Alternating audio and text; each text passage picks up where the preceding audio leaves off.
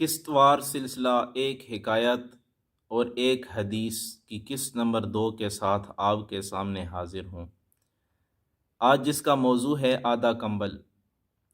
ایک سوداگر بڑا امیر بڑا دولت مند تھا کہ اچانک اس کی بیوی وفات پا گئی۔ اب اس صدمے میں وہ بیمار رہنے لگا، دمے کے مرض میں مبتلا ہو گیا کہ اچانک ایک دن اس نے اپنے نوجوان بیٹے کو بلایا اور کل جائیداد اس کے نام کر دی۔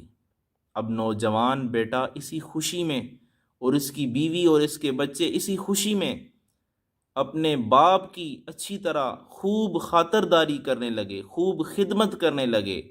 لیکن جوں جوں وقت گزرتا گیا، حتیٰ کہ 1 سال اور چند ماہ گزر گئے، تو خدمت کے جذبے میں کمی آنے لگی، خاطرداری میں کمی آنے لگی، یہاں تک کہ علاج معالجہ چھوٹ گیا۔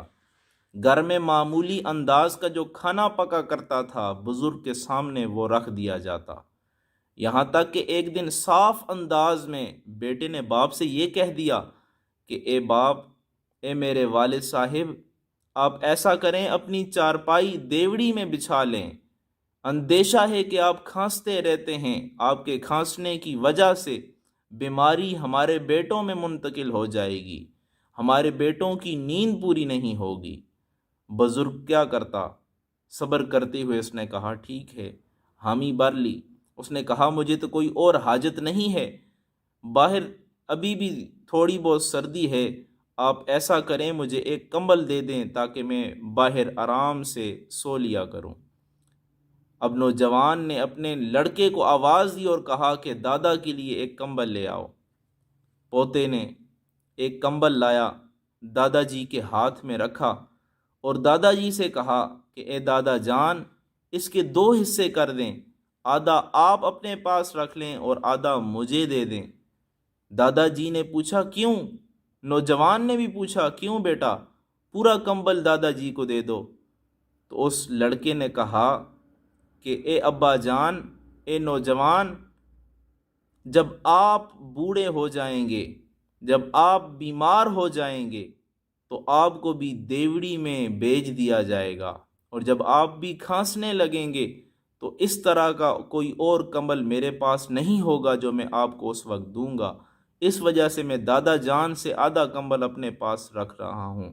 اب اس بولی بالی صورت والے بچے کو دیکھ کر نوجوان سن ہو گیا، اب اسے شرم آ گئی، اس نے اللہ کی بارگاہ میں بھی توبہ کی، اپنے والدین سے بھی معافی مانگی، اپنے والد سے بھی معافی مانگی، اور پوری زندگی اپنے والد کی اطاعت اور خدمت میں گزار دی، اور اس کی عاقبت بھی سنور گئی۔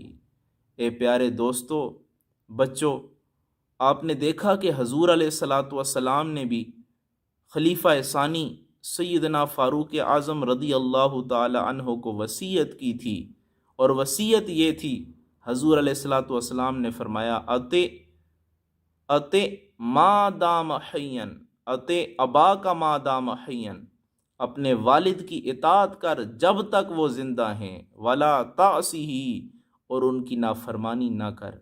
تو ہمیں بھی چاہیے کہ ہم اگر اپنی عاقبت سنوارنا چاہتے ہیں تو اپنے والدین کی خدمت کریں، ان کی خاطرداری کریں، ان کی اچھی طرح خدمت کریں، جو کچھ وہ کہیں اس کو بجا لائیں، ان کی نافرمانی نہ کریں۔